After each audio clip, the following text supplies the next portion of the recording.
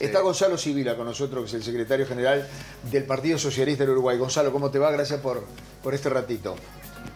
Bien, muy bien, un gusto conversar con ustedes. Gracias por ¿Qué invitarme. habrá puesto en la encuesta? ¿Qué pasó? Ahí está. ¿Cómo Puso muy mal, pero seguro. Es muy obvio si le pregunto a muy Gonzalo. mal, No, porque yo acá hay que reconocer la honestidad Gonzalo. intelectual. No, y es honesto, dice muy mal. ¿Por qué sabe? Bueno, está bien. Veremos Ya qué me lo dice. va a contar. Yo te diría que para algunos y algunas está muy bien y para la gran mayoría muy mal. Ahí está, ¿ves? Está más o menos. mató La con el- pregunta era para él. Pero La pregunta además- era para él. Pero además, yo hubiera afirmado que iba a contestar eso. Para mí eso me da muy mal, porque si hay un sector muy reducido que está muy bien y hay una gran mayoría que está muy mal, para mí es muy mal. ¿Y por qué las encuestas andan diferentes? Y bueno, las encuestas de redes vieron que no son estadísticamente muy representativas de nada, ¿no? Más bien del público que las contesta, pero aparte la percepción de la gente es muy variable, es muy cambiante.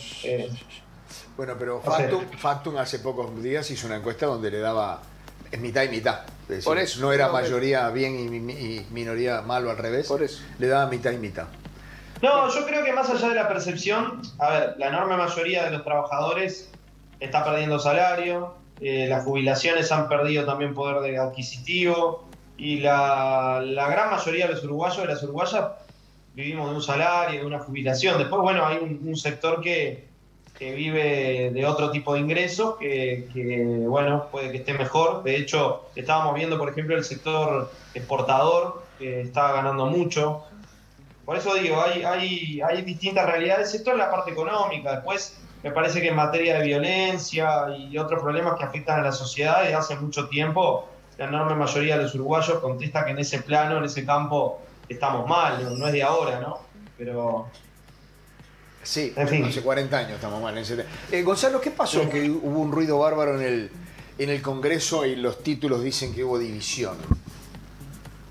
No, los títulos, la verdad que a veces recogen cosas que uno se pregunta de dónde salen, porque tuvimos un congreso que yo te diría que de los que recuerdo desde que estoy en el partido fue el más constructivo. Hubo un clima de mucho diálogo, hubo discusiones intensas, pero hubo mucho diálogo y además mayorías muy claras, ¿no? 80% de coincidencia en torno al balance de la gestión de la dirección anterior, en torno a la propuesta de futuro, también 85% de apoyo a la estrategia que terminamos laudando. Así que diferencia siempre, porque el Partido Socialista es un partido plural y pluralista, entonces siempre hay diferencias, siempre hay momentos de discusiones intensas, pero no fue para nada un congreso marcado por la división. Y los propios resultados de las votaciones lo muestran, ¿no? Yo no creo que una organización que tiene en su interna un 80% de acuerdo sobre una línea o sobre el balance de lo actuado se puede decir que es una organización dividida. Sí que hay diferencias, matices, que hay compañeros que piensan distinto, eso es normal, pero no creo que la división haya sido para nada un rasgo de este Congreso, sí de otros, pero de este no. Decime 3 o 4 líneas de las más importantes de esa estrategia que tú decís que logró una amplia mayoría. Bueno, lo primero, lo decimos en la declaración final, el concepto de que el camino hacia el futuro no es volver al pasado. O sea, para nosotros no se trata de restaurar el progresismo de los últimos 15 años. Valoramos muchas cosas de esa etapa, hubo muchos logros, muchas conquistas, pero también hicimos un proceso autocrítico.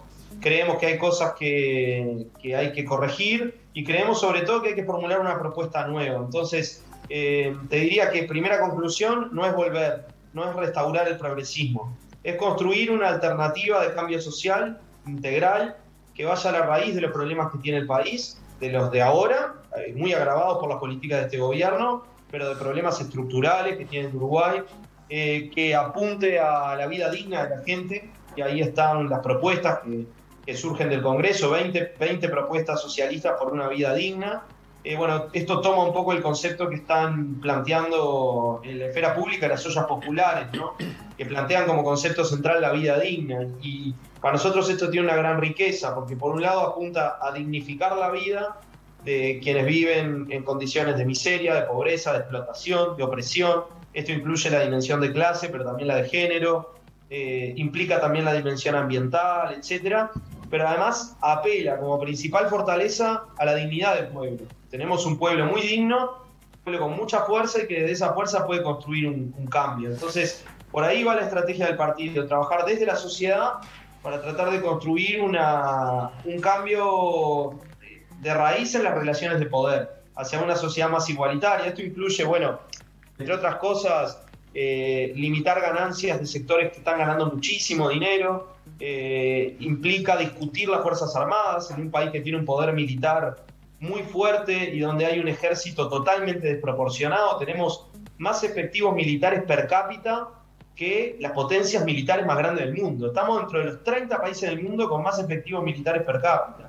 Esos son recursos. Somos el país de América Latina que destina más porcentaje de su Producto Interno Bruto a defensa, junto con Ecuador, casi 4 veces más que la Argentina. Es decir, tenemos que rediscutir cosas, tenemos que rediscutir la seguridad social. Se plantea ese debate, es clave, pero hay formas de discutir esto sin aumentar la edad jubilatoria y sin dañar los derechos de los jubilados. Tal vez que los sectores que ganan mucho puedan aportar sobre ganancias, y me refiero a sectores del capital que ganan mucho, puedan aportar sobre ganancias para financiar la seguridad social, rediscutir las políticas sociales para ir hacia una política social más comunitaria, construida desde la gente, desde sus capacidades, que no genere dependencia, sino que genere emancipación.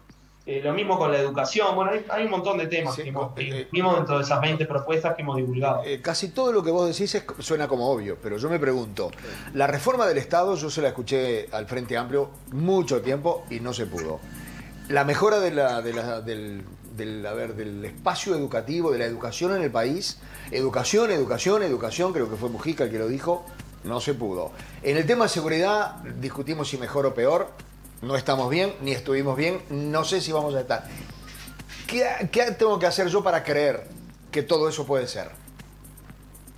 Y bueno, básicamente que estas propuestas son distintas, no son hacer lo que ya hicimos, ¿no? Cuando nosotros decimos, por ejemplo, en el campo de la transformación del Estado, que es uno de los temas que incluimos, ir hacia un Estado más abierto, más participativo, que abandone el modelo neogerencial, estamos diciendo hacer cosas que no se hicieron. No se hicieron los gobiernos de frente suficientemente y tampoco se están haciendo ahora, que se está yendo absolutamente en otra dirección. Lo mismo te podría decir sobre las políticas sociales. Estamos diciendo, hagamos algo diferente. ¿Hubo experiencias positivas? Sí, claro. No es refundar y hacer todo de nuevo. ¿Podemos mirar en los 15 años de gobierno al frente experiencias positivas? Sí, obviamente que sí. Pero tenemos que ir a algo nuevo, algo que no se hizo. En materia de seguridad social lo mismo, no es algo que se hizo, es algo que no se hizo. En materia de seguridad, nosotros planteamos que se necesita una política integral que incluya factores que no han estado contemplados en las políticas de seguridad en el Uruguay en los últimos años. Sí, parcialmente, pero no de la forma en que lo planteamos. Entonces, es una agenda para discutir cambios de fondo, limitaciones a las grandes ganancias. Decía en el arranque, la discusión de las Fuerzas Armadas, son discusiones pendientes, ¿no? Y hay muchos temas más, allí hay cosas sobre la ciencia y la tecnología, sobre la economía social, el cooperativismo, que parece que hay que darle un gran impulso para democratizar también las relaciones en el campo de la producción.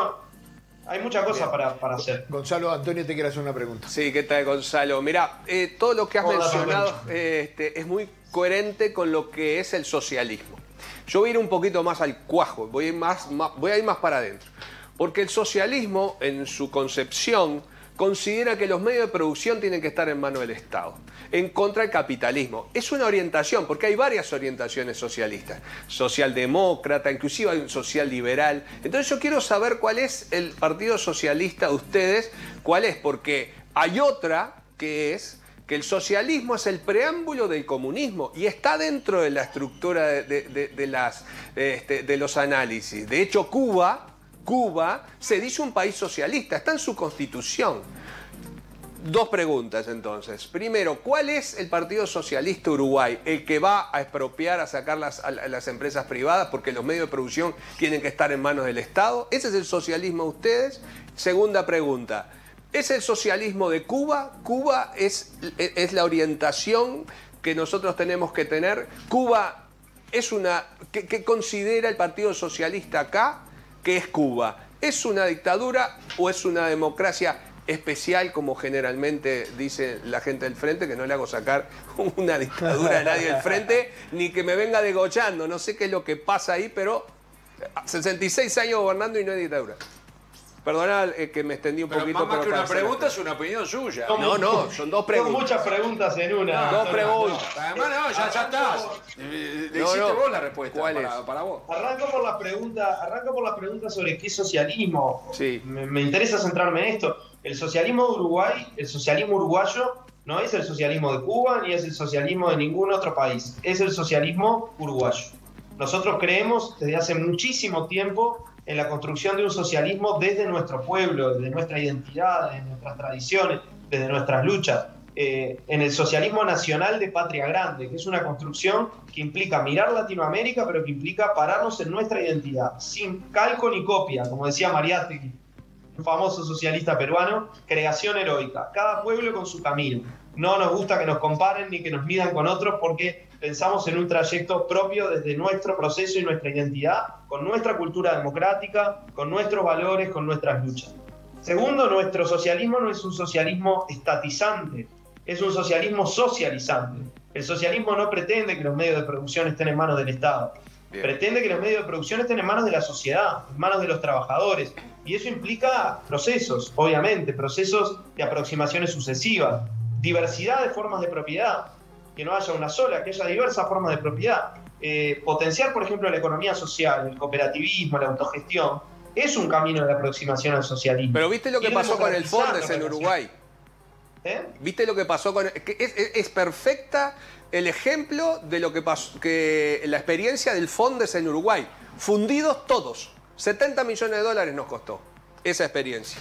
Eso es como que yo te dijera a vos, primero que la afirmación no la comparto, así como la formulás, pero eso es como que yo te dijera a vos que el capitalismo uruguayo es todo un fracaso porque hay un montón de deudores al Banco República que dejaron al Estado absolutamente comprometido por hacer negocios que también se fundieron. Y la verdad pero que acá no funcionó uno solo, ni uno solo funcionó.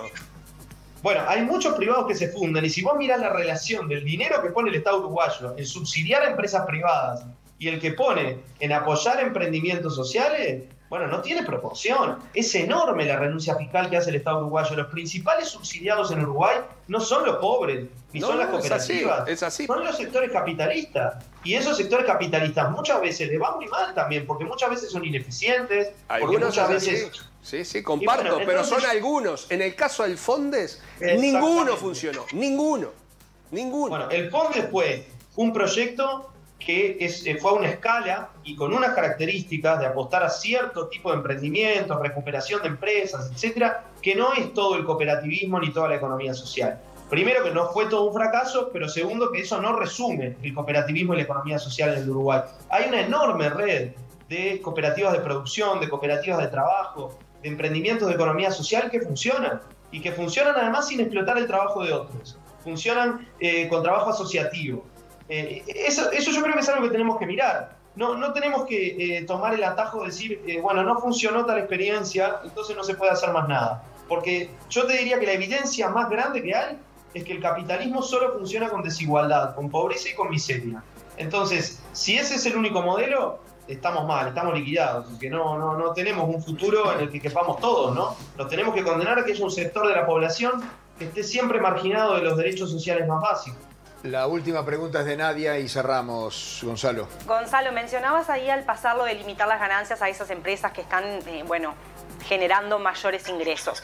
¿No es un poco injusto cuando mencionamos, por ejemplo, al agro, que ha pasado también por momentos en el país en que han perdido todo y en esos casos tampoco se les ha dado un apoyo? Entonces, ¿cómo se logra un balance en limitar las ganancias, en eso que ustedes plantean, y cuando se revierta la cosa y les vuelva a ir mal, porque es una realidad del país también, compensar esas fallas? Bueno, yo creo que no es una política de un corte transversal, decir el agro, no. No, menciono el agro porque es un ejemplo claro de ganancia y pérdida en el país. Ahí está, ¿no? Hay sectores del agro a los que les va muy bien y sectores a los que les va muy mal. Y tampoco se trata de penalizar al que le va bien. Se trata simplemente de que no haya desigualdades tan exageradas. Dentro del propio agro, por ejemplo, tenemos sectores de pequeños productores tenemos sectores de la agroecología, tenemos sectores de productores familiares que no tienen apoyo para poder producir, tienen muy poco apoyo. A ellos hay que apoyarlos, a esos sectores hay que apoyarlos. Ahora, si tenemos sectores que por un movimiento en los precios internacionales pasan a tener ganancias exorbitantes en un momento en que tenemos gente pasando hambre en el Uruguay, teniendo que apelar a ollas populares para poder comer porque no tiene comida en su propia casa, bueno, algo tenemos que hacer.